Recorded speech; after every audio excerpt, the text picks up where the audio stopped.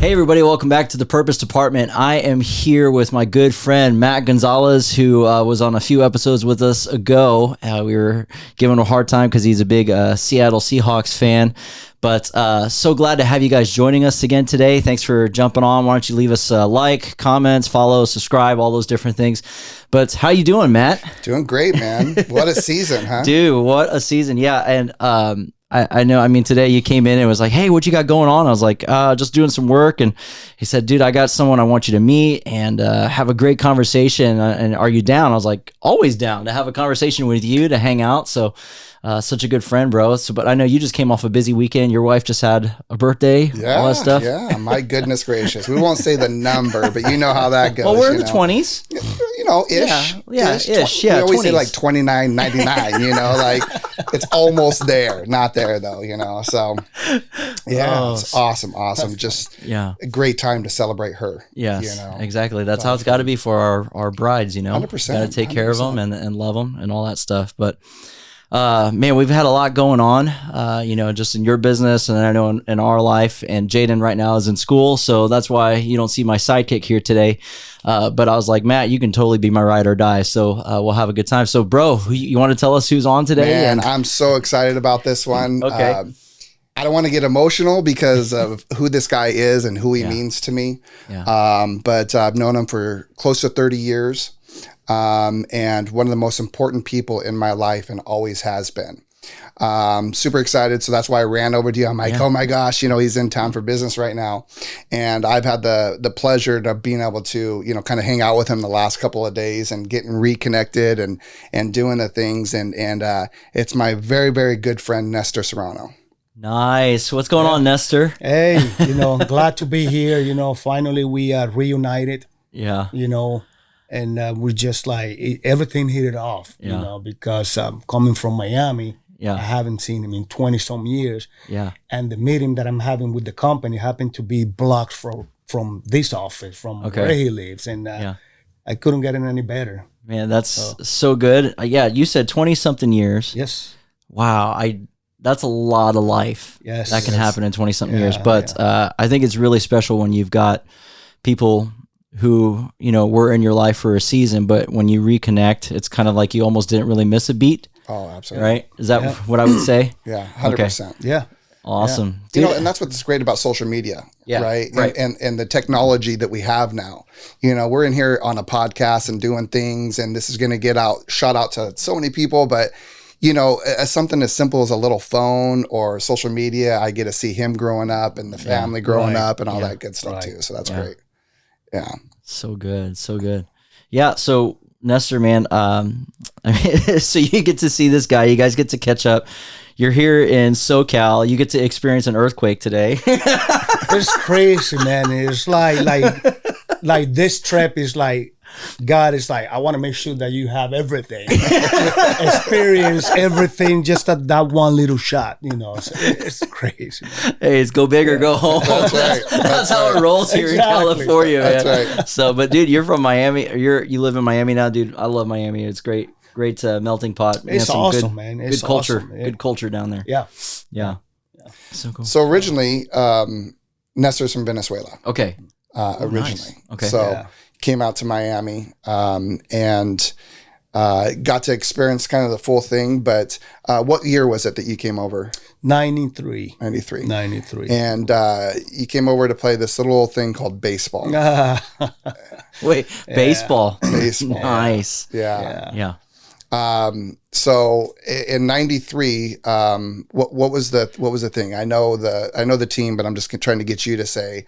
Well, you know, obviously I got signed as a free agent. We don't play in high school in in Venezuela or any other Latin country. So you had to get signed as a free agent. Okay. So I had the opportunity, came here to play, you know, and it's always been my dream. Wow. I mean, it can be in any kid's dream to like make it to the major leagues. Unfortunately, you know, a lot of things happening.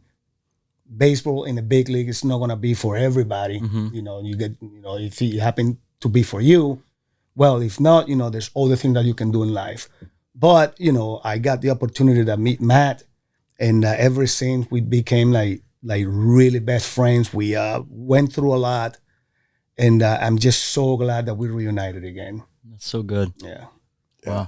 So we always joke around that, there's so many different points in our lives that just funny little things, Yeah. and he came over here and he came up through, right? And he came out and he was in the minor leagues for Seattle Mariners. Okay. And was played, I think, 3 years with them.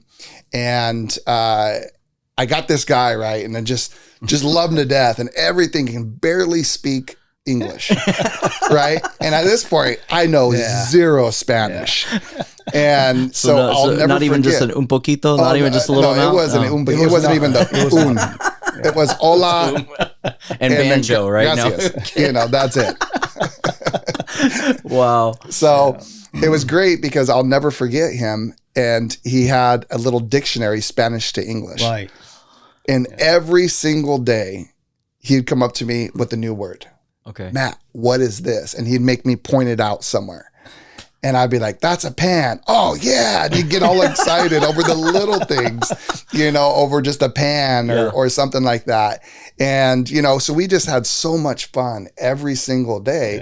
Yeah. In the meantime, he's trying to get back in because of injuries or whatnot in sports and everything like that. So we're trying to get him back in. Yeah. I believe I was 18 years old, 18 or 19 years old. Like and you were, right around 23, 23, I was about to be 23. Okay. Yeah. So that's when I play independent league in my first year in Canada. Okay. So Nestor, growing up in Venezuela, how many kids were you and your family? What was your family makeup growing up? Oh, I had 2 sisters. Okay. And a brother. I'm the youngest. Okay.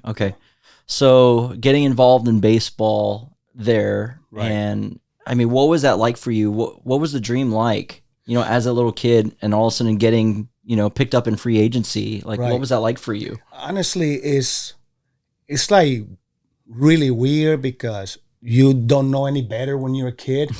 But I was one of the ones that I always like knew what I wanted in life. Okay. It was either baseball or either come to live in America. My passion always like being America. Okay. So I feel like I accomplished both.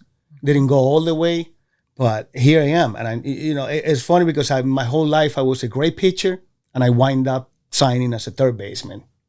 Yeah. Whoa. Yeah. Okay. So what brought that switch? How did what did they see? It's just what they see on you. They see that you can actually hit the ball good too. You have a good arm and a good glove, So they decided to like move me to third. Okay. Yeah. So. Okay. I'll never forget when this man used to hit a ball. Yeah. I used to jump. It's almost like, it's a surprise that somebody can actually hit so hard. Yeah. And home runs to, everything. But third baseman probably comes too because it was a little chunky back then. Now it's vice versa. I'm the chunky one and he's the skinny one. The tides of churn, man. The tides of churn. Yeah, my little self can only see me now, Wow. Yeah. I got a question for you. Can you tell the story of that day that you're going to sign? And you had a friend of yours, right. Which is at that time was a good friend of ours that I got to meet too. Can you tell us about that moment? It's funny because my dad used to drive us around for like tryouts and like games and tournaments as kids.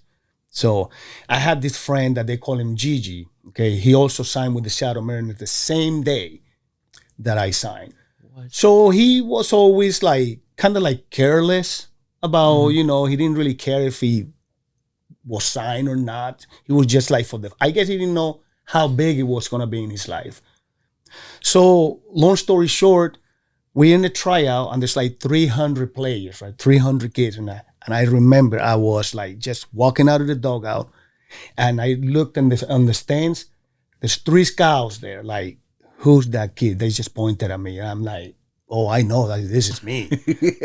Sure enough, they had me doing everything first. They put me aside. Everybody else, I didn't see much. So they just signed me. And as they were signing me, they asked me, where's your friend? And I'm like, what are you talking about? oh, the one that was throwing in center field with you. I'm like, Gigi? Yeah, that's his name.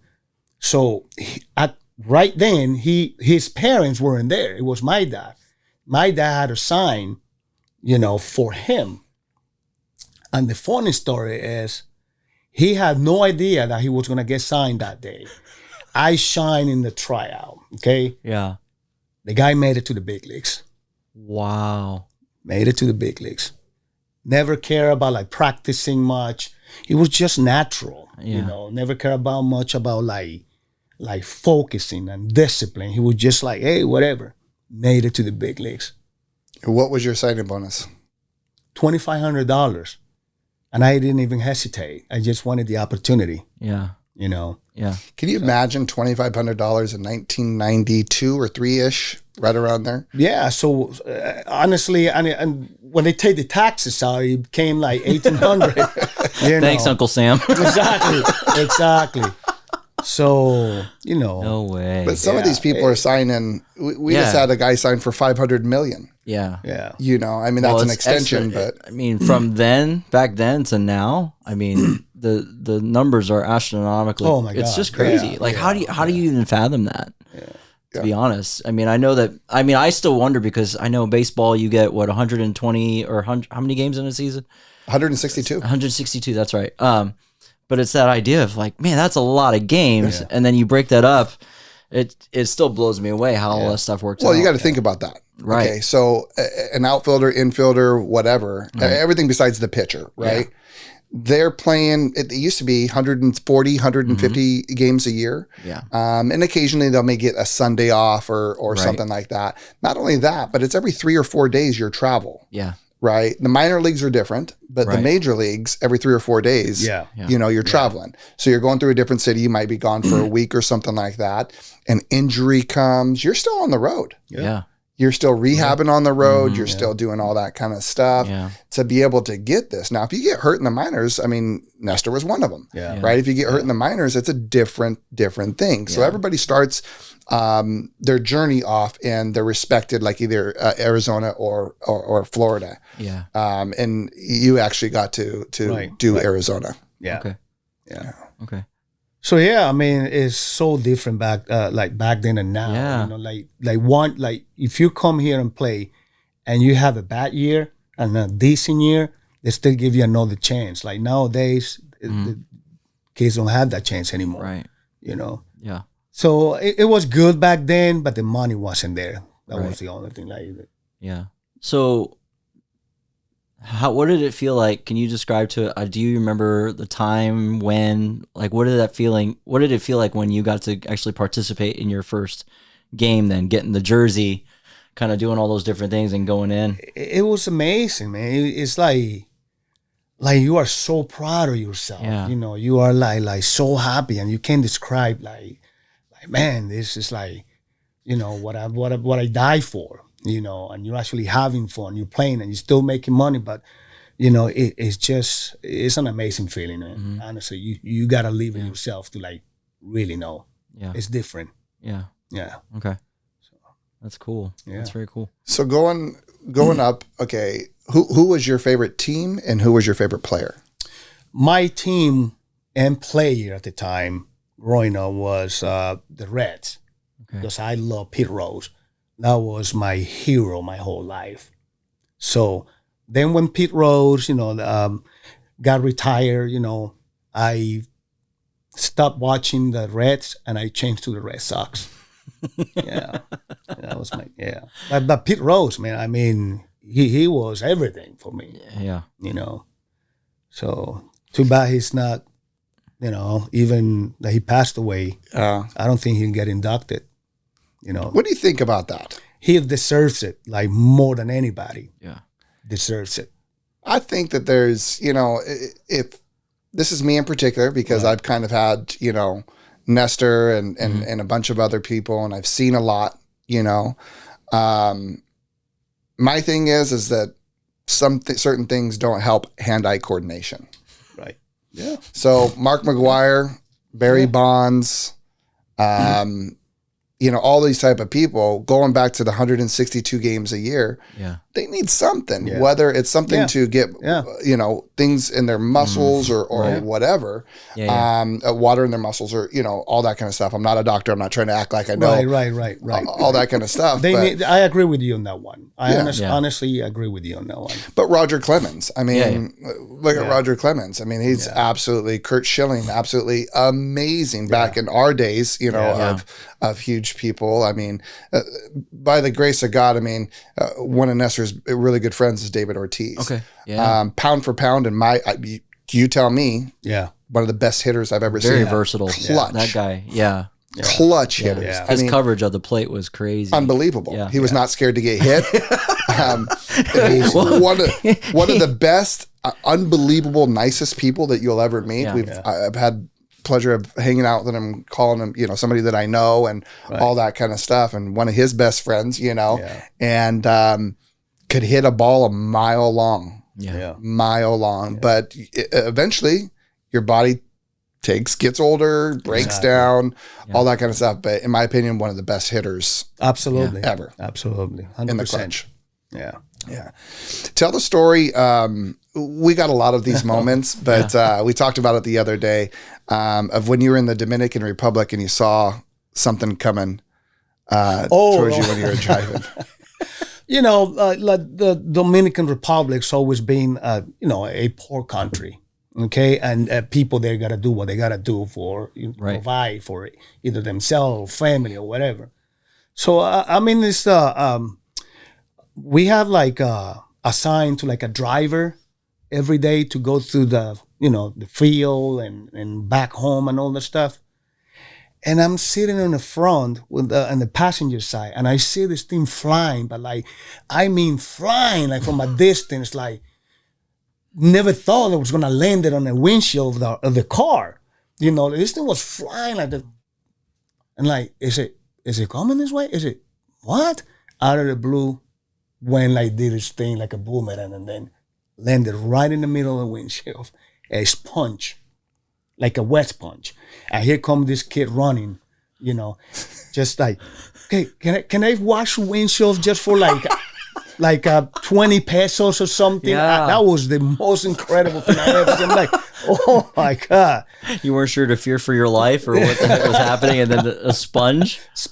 Was it all soapy too? Like, did it splash? Yeah, it splashed the whole thing. I'm like, what is this? That's amazing. That's a good one. Yeah. That's funny.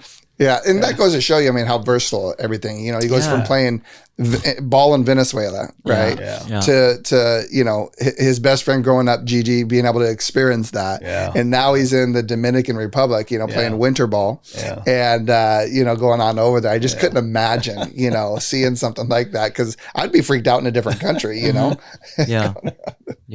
There's so many stories, man. What were some of the things that you mentally? So I'm thinking you traveling, doing minor league ball, doing all the different things, coming to a new country, all the different things that you're processing. You're learning a new language, right. And then you're having to travel, doing winter ball, going to different countries. What were some of those things that you had to, because you talk about discipline. Right. So, your buddy Gigi makes it into the big leagues, but you're talking about discipline, you're talking about commitment, you're talking about habits and all those different things. What were some of those things that you told yourself or the things that you prioritized so that you can keep developing, not just as a player, but as a person? Right. Well, you had to basically cut out things.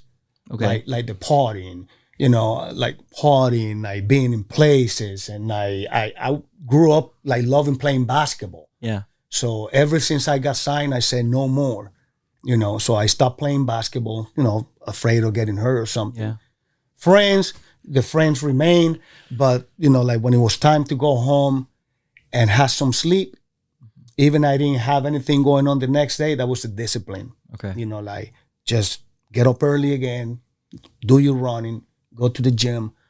That was always on me. Honestly, I always say, if the major leagues was meant to be for whoever works out the most and do more exercise, have more discipline, I think I would have been number one. Yeah. Honestly, nobody would more than me. Right. honestly. Yeah.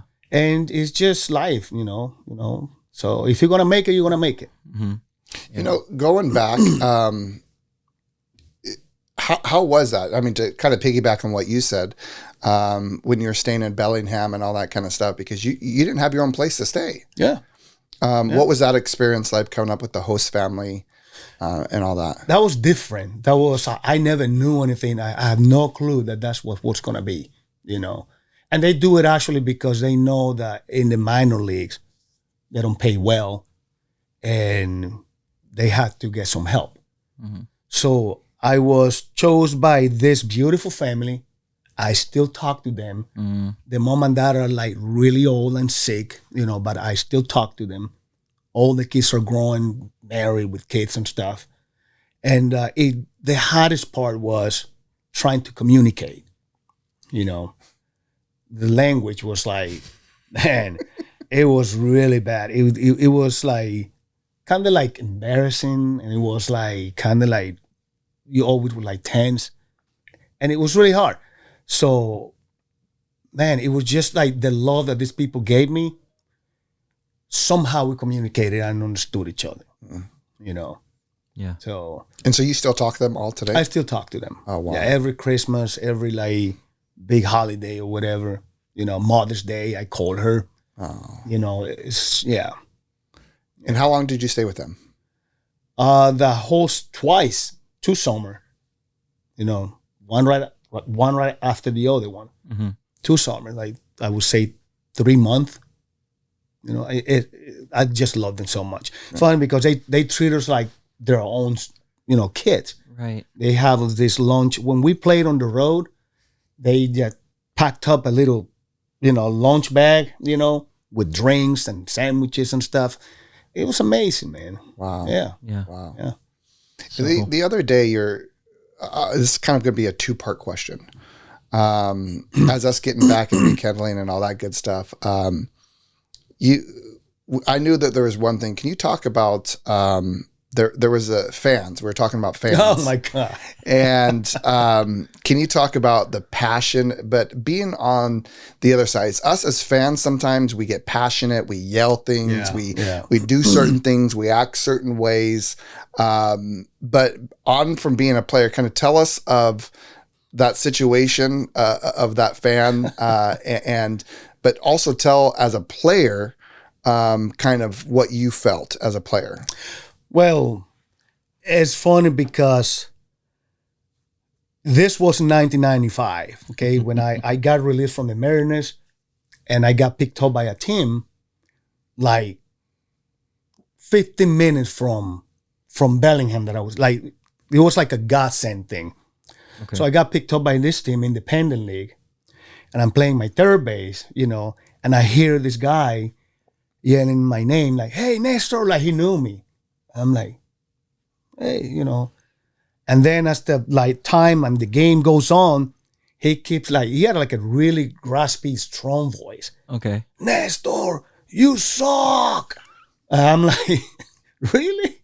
And everybody's like, "Who's this guy?" They probably thought we were friends. Right. And he kept the 9s in and he keeps yelling at me and yelling, "You're horrible." Like, everybody's like, "What did you do to that guy?" So long story short, after the game, I don't see him, right? The very next day was a Monday, and we had it packed up to come here to Mission Viejo to play the Mission Viejo Vigilantes, okay? Wow. I remember it was my birthday, okay?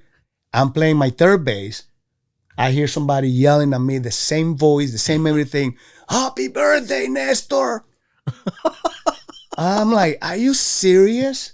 But before that, I'm sorry. Let me go back again. Yeah. Before that, I didn't know what else to do, that I flicked him off. I didn't know what else to do. Everybody was like, like fans. The whole team was like, "Oh my," Yeah. I was mad. So then when I came here, the guy was there like yelling, "Happy birthday, Nestor." And he knew how mad I was, that he didn't even yell what he usually used to yell at me, like, "You're horrible." Yeah. He never said it like so loud. I just laughed, man. After the game, man, who are you? I went over and I hugged him. I'm like, man, come on. Crazy story. Crazy. Never saw him again. We didn't share a number, nothing. Yeah. So those are the kind of things, man, that you experience. Like you just never know what's going to happen anytime. So do you think it was more like he just liked you, or I he was trying to guess. throw you off of your game, or? Honestly, I still ask myself that question. Yeah. Why? Well, dude, I mean, I'm a fan. Fans, we're just weird sometimes, man. And we do some stupid stuff. You're talking about Eagle fans, right? Well, yeah. I mean, Eagles fans, yeah. I mean, we're great fans, but we do, yeah. I mean, one moment we're cussing you out or saying how freaking stupid you are for not doing this, and the next moment we're shedding tears because of how much joy, that. But the fact that the next day he's saying happy birthday to you. Crazy. Because the guy who was announcing the game, oh, by the way, Nestor, his birthday today. He's on third base, I'm like, the guy, oh my God, it was bad, man. At least he didn't say like, happy birthday, Nestor, you're freaking awful, or whatever. Wow. And it's funny because I didn't know what horrible means. Yeah. Until I asked one of the guys and I kept saying, he's telling me that I'm harbor. What is harbor? What is harbor? And then horrible. That means like you're bad. You suck. Man, I got more mad. Oh. Yeah. So, Nestor, with you playing, and I know earlier in our conversation, I know when it comes to sports, there's lots of different things that happen through playing, through travel, life, all those different things. What happened then? I guess, what was it like for you at the tail end of your baseball career? Yeah. Going through everything that you've gone through. Well, what happened is that, you come to spring training, you have a good spring training, then they move you down to a standard league. I don't know if you're familiar with that. Okay. That's the league that you play from April to May, end of May, so you can merge with the draft, Mm-hmm. And I still did a great job there. I still was doing my thing. I was a big prospect, okay?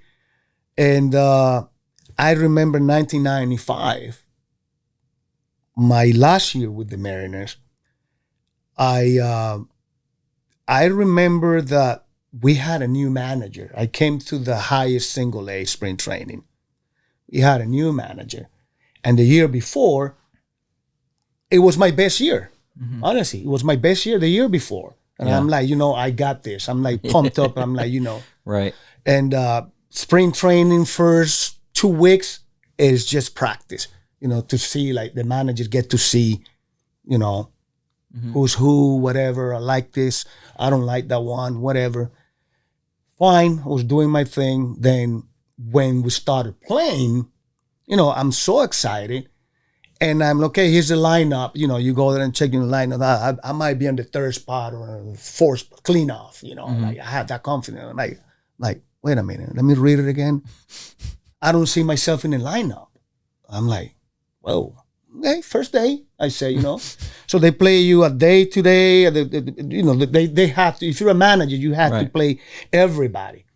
To be fair. Right. So okay, so I didn't play that day. Next day, same thing. Hey, today's my day. Go there, not in the lineup. Like, what's going on here? Mm-hmm. It was like 5 days on the row that I didn't exist. I was like, something's going on here. Mm-hmm. The new manager would like walk past me, didn't even introduce or say hi, like, hey, nothing.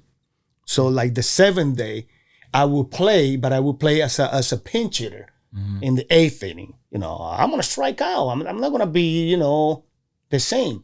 Right. So what happened is in 1995, I didn't get the opportunity that I deserved. That's why they released me. Okay. Can't make a team if you don't play. Yeah. Yeah. That's when I got released. Yeah. So then when did you realize, or how did it hit you? You come to the States, had these dreams of playing baseball, but you also had this underlying real foundational feeling of like, man, I want to go to America. Right.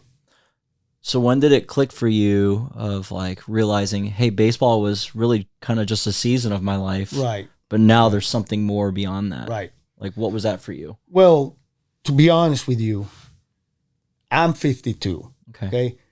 Till this day. Yeah. Okay. You have no idea how much it hurt in my heart. Yeah. That I got released. Okay. It's hard. You're gonna live your whole life like that. Like you're proud of like you did something that a lot of people can't even accomplish. This little minor thing. Yeah. But still hurts. And sometimes I'm like thinking, I'm like, God, if you could hold me, just give me this. I'm like, what am I saying? Yeah. It's like God always has a plan for you. Okay. Whether baseball or whatever, and wind up being me, married happily for like 18 years. Yeah. With beautiful family. Yeah. So that's the way. I don't know if that's the answer that you want. No. But yeah, it was hard. It was really hard. And then I tried to go back to the system, play a few years in the independent league. I was getting older, not money. Like independent league they don't pay. And that's when I realized, like, wait a minute, I gotta figure something else out. So I got with friends. Now I'm doing what I'm doing. But that's when you realize it. Early in it was early 2000s when you and I were kind of trying to make ourselves or whatever with young kids and everything like that. What did you feel? Was that a struggle for you? Because I'm just trying to piggyback on working and everything like that. But was that a struggle that every day that we'd wake up at 2:00 in the morning or whatever? Was there still resentment in you? Was there how did it feel? Yeah. Like it's obvious. It's like you feel like you deserve better, but you still in the back of your mind, you're like, I'm still capable of doing something else. So I got to do what I got to do to provide for myself. Yeah. So, but it was always something back there. Yeah. Always. So. Yeah. And I know that we spoke and is it life that just gets in front of you? What makes it hard for you to watch baseball now? Is it life? Is it knowing that you could have done stuff? No. I enjoy baseball up until Big Papi retired. When Big Papi retired, I was like, who am I going to watch now? He was like the reason why I was still watching baseball. No offense, there were other players, but he was like I have a reason to watch baseball, I never was like a fan, but the Red Sox was my team, And honestly, like nowadays, I can't stand this baseball nowadays. It's so different. It's like I feel like they messed up baseball. See, and that's different. We were talking about that the other day. So So I have my own opinions about today's baseball, starting on second base and extra innings or whatever. But touch on that a little bit. Like what today's baseball you don't feel is the same, or? I just feel like they abuse the system. First of all, the way these guys make money is outrageous. It's like, man, they don't save people's life. They're not doctors. They don't open heart, to save people's life, which is fine. I mean, it is what it is. It's a business, but they ruin the way they play. I don't see discipline. I don't feel like players, they play for the team. They play for themselves, And all of these things that they do, like I hit a home run and I'm just going to like, you know what I mean? I'm better than you, basically. Hit the ball and run the bases. You don't have to stand up at home plate and like going like this to the whole audience, like, yeah. I don't know if you remember, I think it's in Correa, hit a home run in the World Series. Yeah. I mean, come on, man. Honestly, come on. Now everybody's dancing. Yeah. You see Spanish guys that are dark, or you see a black guy with red hair or like blonde hair. I mean, have some respect, So that's why the main thing is why I don't really watch baseball anymore. Yeah. And when players get involved with politics and sports, that doesn't, keep it to yourself. If I'm a big baseball player and you ask me, what do you think about the president? I'm not gonna answer that. So that's what honestly, man, there's something going on here. That's today's age, right? There's social media. The lights are always on you. Cameras, phones. Yeah, and everything's used though to charge something. Right. You know, there's a hidden initiative behind a lot of things. And so you as the player, I mean, you've got to learn how to actually, I mean, even not even as a player, just as a human being, we all have to learn how to navigate those things. Absolutely. You know, with some wisdom. Right. You know, so. Well, what we were talking about the other day is that, or I think it was last night at dinner or something like that, we we're talking about how when, you know, what difference? It's streaming services now, right? We're on a podcast. We're doing things, talking about the good times, the old times, you know, all that kind of stuff. But him and I literally, I think it was every Friday or something like that, would go and buy the single. Yeah. Right. Okay. Well, Montel Jordan and Blackstreet, because we're huge. And, you know, being in Seattle, because that's where I lived and that's where he was up. Yeah. It's such a different time. Very different. You know, we came up in an era, he came up with in the system with Alex Rodriguez to Big Papi, David Ortiz. I mean, David Ortiz was David drafted by the Mariners? Yeah. Yeah. So a lot of people don't know that. That's how I know him. We played together in Rookie League. Yeah. He came up at Rookie League, but everybody knows him as Boston or Minnesota. Yeah. You know? Yeah. And then we were even talking about the other story. We knew this guy, and as a young kid, I used to get, because I broke my ankle into, I was nothing like Nestor, but I was pretty good, you know, and I had a great arm on me and everything like that. But I used to get paid at spring training to go get autographs. And Nestor is at the fence, and he's talking to a friend of his, Carlos Lee, that played for the Houston. For Houston. Yeah. And Nestor's talking to him, and I used to love listening to him speak Spanish, and I was trying to catch on and listen to Spanish and everything like that. And my friends handed me baseball bats, and I'm just sticking them through the fence, and Carlos is signing in about after 25 or 30 of them. Carlos looks at me and he's like, "Really, Matt?" And Nestor's like, "Hey," you know, looking at me, and I'm getting paid like $5 or $10 a bat, so I'm not saying anything until I'm getting, you know, stuff. But that's the things that we used to do all the time. Dude, this guy is slick, man. He's something else. You were slick, dude. That's funny. That doesn't surprise me at all. When the opportunity goes, you know, you just have to keep on doing it. Yeah. But you know, great times like that, you know, and going out and honestly, I mean, it's kind of a good joy that back then we didn't have to worry about like consistently checking on your phone or whatever, going out to dinner, all that kind of stuff. I mean, there's things that him and I mean, we learned life lessons growing up. Mind you, I was 18 or 19 years old. He was 22, 23 years old. And here's this amazing person that when he lived with me, didn't even have a bed. Yeah. And he was so happy. We were talking about that the other night. Yeah. And that just brings me back to show you like how good of a person this person is, you know? Yeah. I was upset. I didn't have money. I'm like, I'm going to get you a bed, man. I remember. And he was so happy to be there. He had a blanket and he had a pillow. Yeah. That's it. Yeah. So coming from Venezuela, literally waking Gigi up, his name is Giovanni Rivera, and waking him up literally because he was going to miss the tryouts. Right.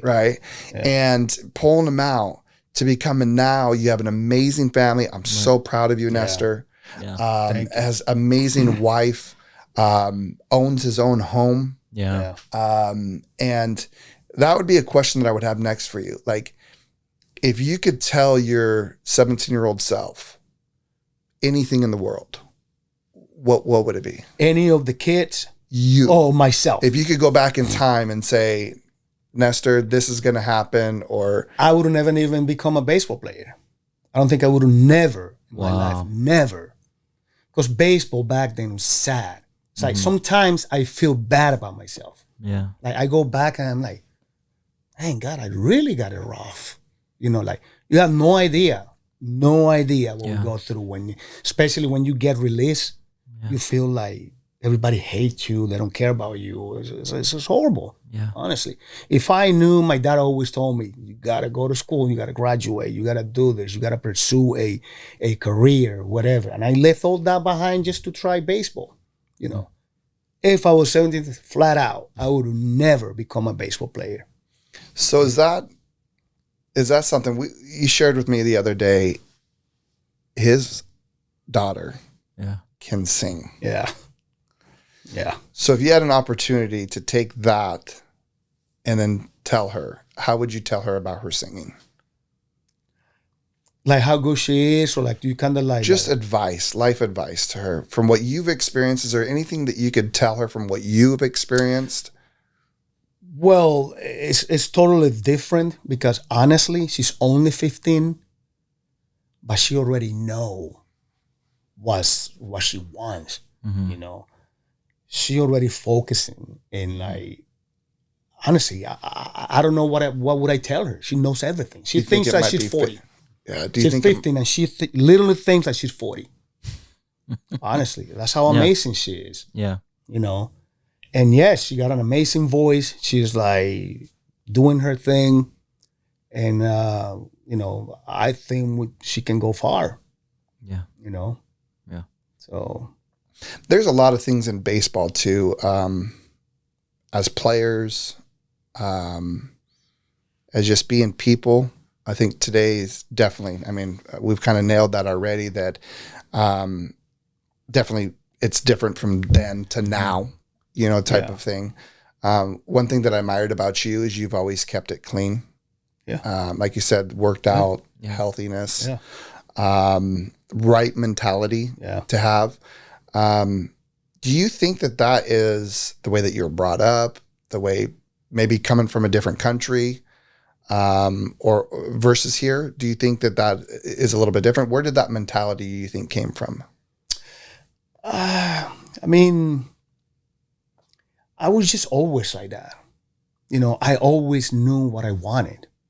You know, when I was a kid, you know, always. My dad used to be always worried about me, about the family, and like, you know, and like, I know what I want, that, you know, and I'm like, he didn't have to tell me anything like, watch out here, be careful there, whatever, you know, I just always knew. I always knew that this is what I was gonna like experience, you know. So I was always like that. It's just, I had that in me always. Yeah. So if that does make sense. Yeah, 100%. Absolutely. Yeah. I mean, that can't be taught. Yeah. Yeah, exactly. And I think as you go through life experiences, it kind of like moves you a little bit different way sometimes.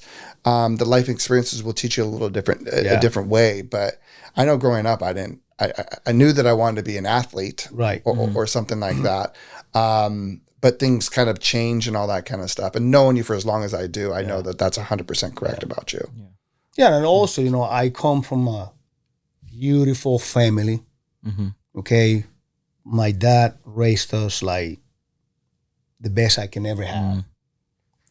So loving to us, so loving to my mom. We grew up and I'm like, I love you, sister, I love you, brother. You know, like, and that teach you a lot. Yeah, you know. Yeah. So. Yeah, the fact that almost 30 years now, or you know, it's about 30 years, right? That since he's been playing. Nestor was telling me that he's still getting in the mail cards, people sending him cards. How does that make you feel? I mean, great, man. It's really nice. Honestly, it's a very good feeling. Like the first one that I got this thing like, man, I started showing my friends, my wife, you know, like, look what I got in the mail, you know. My wife was like so proud, like, you know. And I only did it, you know, a little bit. Yeah. So no, those are good things, man. Yeah. Those are really good things. Yeah. So. Yeah. I'm so glad to have this opportunity, just to sit down and just, you know, talk about it and share you with Pete. You know, I mean, your story definitely needs to be told. Yeah. Honestly, I am so glad that it was meant to be. Yeah. Honestly. Absolutely. Yeah. Absolutely. Yeah. Well, I think, Nestor, I know in just a short time that I got to meet you right before you got here, and but I know Matt, and so knowing the connection that you guys have and knowing just the type of people that Matt gives his time to and spends time with, you know, because all of us, we're not promised any certain amount of time, but who we spend time with says a lot. Right. And so I would say, like, for me, just on the outside looking in, just getting to hear you, bro, I know there's definitely the hurt, you know, with the release, and I'm grateful that you're honest about that. Yeah, absolutely. You know, because anything in life, anything that happens, whatever, it's an event, it's a moment, it's people, organizations, whatever it might be, when you're hurt, like, it's a hurt. Yeah. And that stuff doesn't always just disappear or go away. But what happens? I always think of it. It's like you have to find it's an opportunity, Right. Right. Absolutely. How do you take? Yeah, I'm hurt, but now because of that, where's the opportunity that I can live my life in a different way to make an impact, to leave what I would say imprints Right. on other people's lives. So the fact, 20, almost 30 years later, you're getting stuff in the mail and people are saying like, you did something. Yeah. How you lived your life, how you carried yourself, even in the midst of not making it to the big leagues or whatever it might be, how you're living your life today, there's an impact that's being had. Yeah. And to hear that, and I mean, what exactly are you even doing right now then? I mean, so I know you transitioned from baseball, you have a family, you've got kids. What are you doing now? Like how are you living out just your life and, and what you're doing to make an impact? I have a job that I had never even in my mind thought that I was going to do. Okay. Because when I signed professional baseball, I didn't even finish going, I didn't even know what I wanted, if I wanted to finish school. So all I knew was baseball. So then out of the blue, that's no longer there, radically. Yeah. And then what do I do now? I thought baseball was everything. Yeah. And then wait a minute, I'm wrong. Yeah. So I went through a lot, job to job, whatever. Yeah. So now I work for this company. The name is Invitation Homes. I don't know if you're familiar with. Okay. So they have hundreds of thousands of houses all through the United States, and they buy them, they repair them, and they don't sell them. They rent them. Okay. So I'm one of the superintendent that is in charge of the project when the person move out. Okay. Yeah. So I've been doing it for 6 years. Yeah. And I'm happy. I like it a lot. Really like independent. They leave you alone. They give you a gas. They give you a car with a gas. Right. Stipends and all that stuff. Yeah. So so it's a great job. It's this new job that I have has been a blessing. Yeah. Honestly. Okay. So I'm keep still doing my thing, still play baseball every Sunday. Yeah. I can still hit the ball hard, but I cannot run, Yeah. I cannot run, but I still got the arm, but Jeez. Yeah. Dude, that'd be a sight to see. Yeah. Oh, yeah. Dude. And you'll jump. I'm telling you, when he hits the ball, you will jump. I believe it. I mean, there's something to be said about guys when they go to hit and just the sound and the power that is literally unleashed. Yeah. When no, that's cool. Yeah. It's funny too, and I think that we didn't touch on this, but was it a difficult thing for you too, knowing people that you came up with, and people that you've seen, for our friend Freddie Garcia to all the people that came from Venezuela? Was that a hard thing in your life, or was that a moment of proudness? What was that when you saw people from Venezuela? No, of course, moment of proudness. Yeah, 100%. Yeah. They made it. You're happy for them. It's everything for you too. Yeah. Because Venezuela, I mean, they got Omar Vizquel, and I want to tell you that the story one time is I was living in Miami with Nestor, and in my brain I'm like, hey, you're gonna make it to the major leagues, I'm gonna make it to the major leagues. So we're all out there and doing stuff, and our friend Joey came over, and I was working at it was the Gap and then Structure before it became Express for Men. Okay. And I'm sitting here working, and in Miami, you get all types of people, right? So this guy comes up and starts buying all of this stuff. And I'm like, oh my gosh, he's just buying it. And I just have a conversation with this. And he's a little old man, And we start talking, and I notice that he has a World Series or something ring on. Yeah. And I'm all, what's that? And he's like, oh, this is my baseball ring. And I'm all, oh, okay, yeah, like, look at this guy. Okay, buddy, like all this kind of stuff. I'm like, and at the time, I'm this young kind of little cocky kid, and I'm like, I know everybody in baseball because of my friend Nestor, Right. And so I'm kind of going back and forth, and he's all, no, I'm serious, and I'm all, what's your name? And he's all, Luis, and I'm all, oh, and he's like, from Venezuela. I'm like, oh, my buddy is from Venezuela, and and all this kind of stuff. And so I wrap everything home. I come home and I'm all, hey, Nestor. He's all, what's up, Matt?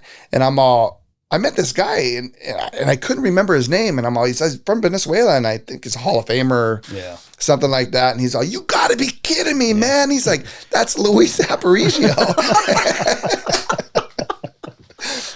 He's like one of Venezuelans first ever. Was he first Hall of Famer? Very first. Amazing. Yeah. First and only, I think. Okay. Yeah. Omar Vizquel's not? Or? No. Oh, wow. I think next Cabrera. Okay. Okay. Yeah, but it just goes back, and I'm like, yeah, right. I knew everybody, back then, and just opportunities like that. Yeah. But being from a country, from a different country, and then coming over here and create a new life, man. I mean, that's got to be something that's really powerful. Absolutely. Yeah. Absolutely. Man, dude, that's so cool. Yeah, all you got to do is leave it, Yeah, exactly. So. Yeah, you got to live it out and carry yourself well. And it sounds like the way that you describe your 15-year-old. I mean, you're doing something good. Absolutely. You've set the right foundation, and now you're giving her the space and allowing her to kind of find her own a little bit. So, man, so cool. Yeah, she's going to be on American Idol, so she can see that. Sounds good. I need to know, then I'll actually watch. So that'll be fire. Oh yes, absolutely. She's got a stunning, amazing voice and everything. And I'm thank you for sharing that with me too. Absolutely, that's really cool. But if you can, man, just think about all those times. I mean, the late nights that we had and everything, man, it's amazing. Yeah. If we can just go back in time a little bit, just to and hold the moment. Yeah, I mean, that's what I mean. Yeah, to hold the moment. I think that's you think about today and everything like that, and how fast life goes. I mean, turn around. I was literally just talking to my wife today and saying, hey, we're going to be in Q2 coming up already of the year. I mean, it's going to be May coming up. And just to think about, to hold and capture, we don't have like that many pictures or anything that have the all the things that kids have. I mean, if you think about baseball, look at the little box that they have for, throwing strikes and all that kind of stuff. And that's what it might go to. We never dreamt of that growing up, playing baseball, doing all that different things too. I wonder, would you have been a different baseball player? That too. But it's just like all this thing that they're teaching the kids now. Their mentality is so different. No, you gotta hit home runs, otherwise you're not gonna. Right. Well, that's all they want. It shouldn't be like that. Still gotta lay the ball down, run the bases, still, catch the ball, get a base hit. All this. No, they want kids just to all about those big accolades, because what do you think of when you think about the big home runs? And when in reality, it's a lot of the small, minute things that make the game what it actually is. That makes those moments then actually really valuable for those moments. Well, that's what I loved back in the day with the Mariners. It was moving base to base. Yeah. Back in the day. And the Mariners were one of them that was just a big, big thing. Okay, taking still a base. And you were, you had your guys back in the day of coming up. I mean, it was probably Jay Buhner and all those guys, and Edgar Martinez and guys that are Hall of Famers now, I mean, and Griffey and all that kind Griffey of stuff. Too, yeah. Yeah, Griffey Jr. Did you play with Craig or no? With Craig. I didn't play with Junior. I played with Craig. Craig is the youngest, Griffey. And he made it up to AAA as well. But just moving base to base and not worrying about the big home run. This man would hit home runs. During spring training, you did very well though, right? Was it your first, was it 900 that you're batting or something like that? That was crazy. It was ridiculous. Yeah. It was I hit 10 home runs. Then I hit 7 more in spring training. They call it standard sprint. Okay. Yeah, I could have made it, honestly. Yeah. I just needed that little lock that everybody needs. Yeah. Yeah. Wow. Well, what a great time, huh? Yeah. Definitely so, man. I'm still just soaking it all in. It's really cool. Thank you for sharing your story And Absolutely. thank you for appreciate you for continuing to stay in it and keep writing it. You know, you're definitely not. You got a whole lot more that I know God's got in store for you. Absolutely. And if you keep walking it out, keep staying strong, grounded in who you are, right? I do think that's one of the craziest parts, right? That especially when it comes to sports and not even just sports, when it comes to talent. Yeah. That, you know, you can be talented, you can have all these giftings, but if you put all your identity into those giftings and into those talents and then what you're doing and forgetting about actually who you are, it's crazy how fast you can lose yourself. Crazy. And when life throws you a curveball, you have to kind of find those moments to bring you back again to who am I really? What is this life really all about? And it's cool to just hear how you're walking it out, you know, and living that. And so I appreciate you for doing that, man, and of course, and for sharing your story. Thanks, Matt, for Absolutely. bringing him on, man. You're a good friend, and really, such a good time, man. Love it. Love it. So, last question for you. Yeah. 2-part question. Favorite pitch to hit, least favorite pitch to hit. Well, I can kill any fastball, any curveball, and changeup, my favorite. Don't throw me a slider. God, huh? Oh my God! Even if you're like, hey, even if you tell me, here comes the slider. Unless you leave it hanging, you know, that I go like this. Yeah. You know, but if pitcher had to be like so happy that exists, honestly. If it wasn't because of the slider. So it's nasty, huh? You don't like the curve? Really nasty on it. The way that it dips and moves. The way that just go whoop. You know, if it's like, okay, I got you. Nope, you don't. Boop. The nastiest pitch, honestly. What do you think about those new bats? Oh, the Yankees. The torpedo bats or whatever the. Have you got? I haven't even gotten to see it. I haven't even gotten to see it yet. Like that's what I mean. Yeah. What are we doing? I mean, come on. You know, I mean, would you like that if you're a pitcher? Yeah. Honestly, I mean, come on. Yeah. Let's keep baseball. Yeah. Well, and it's a different times. I mean, honestly, I give you that. Yeah. Honestly, way different times. Maybe I'm thinking too of like proud or something, you know. But well, there was just, I mean, it's just how people looked at it, how you felt about it, what people admired about it. You know, a lot of it's changed, right? I mean, and now you've got to find new ways of what to really appreciate, you know, and what really sticks out as every sport evolves and changes. I mean, you know, I'm a big football guy, and there's certain things about football that I'm like, what the frick is going on? But then some of it's like, oh, I could agree with that. That resonates really well. You know, so I hear you. Well, there's a lot of different things too. I mean, up until this is for myself, seeing, I don't think, maybe it was like 5 years ago when I first seen position players coming in if they're getting blown out, and position players coming in and throwing 40 miles an hour or something like that. And joking around monster curveballs that are coming down. I never seen that in my life before. But, you know, pitchers back in the day would go a lot longer. Look at Nolan Ryan. Oh, gosh. How many, you know. I mean, you had several guys like Nolan, Smoltz, like some of those guys could pitch for freaking till tomorrow. And you're like, how does that guy still have enough heat? Babe Ruth. He wasn't known for a pitcher. But he was a great pitcher. He would have probably won Cy Young awards, I mean, MVPs and all that kind of stuff. I mean, to see, and that's the thing, that they got so many different calculations and, you know, all this now and stats and all that kind of stuff. You know, you don't see that. I mean, Miguel Cabrera is the last one to do the Triple Crown. Do you think that we'll ever see that again? I mean, we're seeing some of the best pitchers, Shohei Ohtani, Mike Trout, all of these amazing players coming up, but it's not like back in the old days. I say old days, and we're kind of like in an era now that we see all of our friends, like you said, when Poppy retired and all that kind of stuff, but Frank Thomas, people like Albert Bell, you know, Kelvin Escobar was a great friend of ours. Still talk to him every once in a while.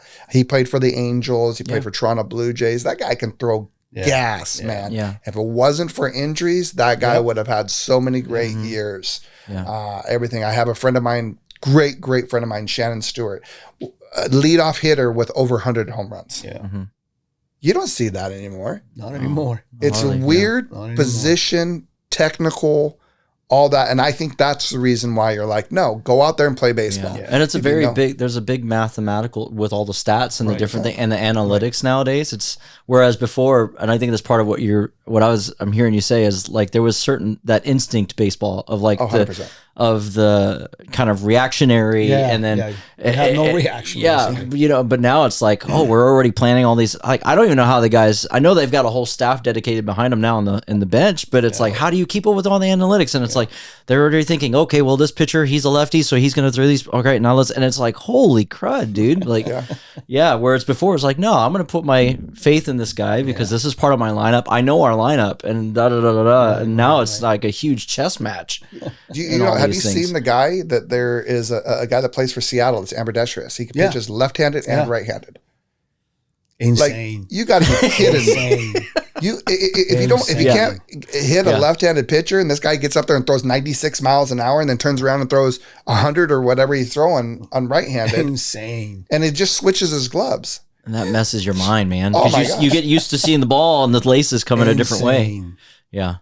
Did you ever see that in your life? No. I seen it like but like the same or better. Insane. And movements, now they're throwing a rising like fast pitch. Yeah. A rising, something that's coming. We're used to seeing something that comes down to you. Yeah. And to see these amazing women that are just, but the guy is throwing somehow getting that ball to come up and you're looking at different eye level. The only one that ever done that was Pedro Martinez. Oh, really? Yeah. His fastball was always, that's why he struck so many people out. Yeah. Yeah. What a great pitcher too. Dude. Yeah. I got a question that nobody can answer. Okay. It's kind of like a trivia thing. All right. Who do you think that has a record that can never, could be like 20 years light years or whatever, be broken? Who holds that record? Offense or defense? Well, if I tell you, you might have a little hint. So I just want you to think a little bit. They're like, there's no way somebody can do this again. I mean, if I can think of anything, it would be like the balls that Maddox, how many walks that Maddox gave the least, I believe it was the least amount of walks ever. But that's not impossible. I'm talking no way. I have no clue. Nobody can answer this question. Mm-mm. You know why? Well, you kind of in the alley. You're in the alley. Yeah. Let me give you that hint. A little clue. You're in the alley. Position-wise. So the pitcher. Yes.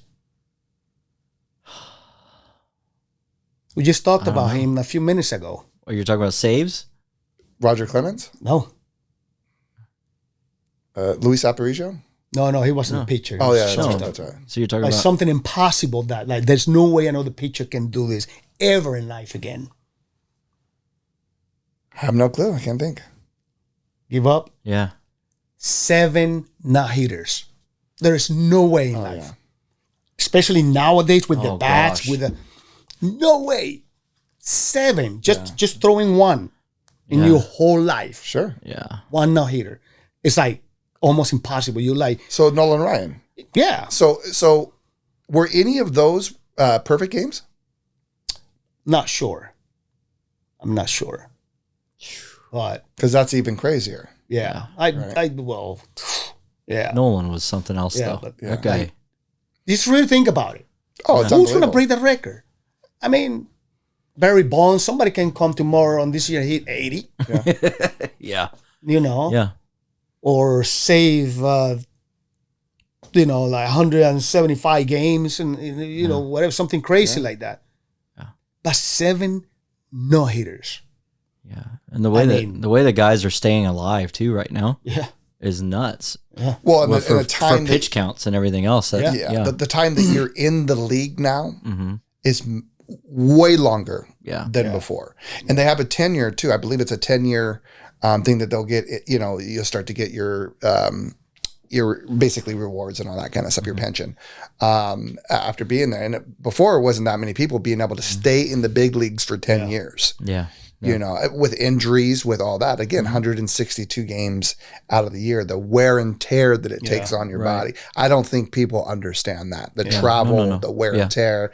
Literally, even sometimes people coming from Venezuela or coming from the Dominican Republic or coming from a different state or whatever, they're not typically in their regular beds. They're sometimes staying in hotels, on the road in hotels, in the minor leagues, traveling by bus. Because I don't think you guys flew, right? We flew only from Canada to Palm Springs. The only time that we flew. Okay. Yeah, so imagine. It's not, everybody looks at it, and going back to what we talked about earlier, he signed for $2,500. These guys are getting $2,500 a minute now. Yeah. I mean, maybe not a minute, but you know what I mean? No, but still. Stupid money. Just absolutely stupid money. And that might be why the game the way that it is, right? Hey, I'm going to go up there. I'm going to protect myself. I'm going to make a business decision. Yeah. It happens a lot in the NFL, right? Yeah, all big time. Oh, I'm not going to get popped going through the middle from this guy. Oh, I'm not going to lay out for a ball. Back in the day with Griffey and him jumping out for balls, Torrey Hunter, the way that he was. Totally. Running through walls. And that was your era coming up. Completely different. That was baseball. Yeah, totally. Yeah, I'll never forget. I mean, the Hank Aaron's to, Robinson to. Legend. Man, what a great time. Yeah. So good. Awesome.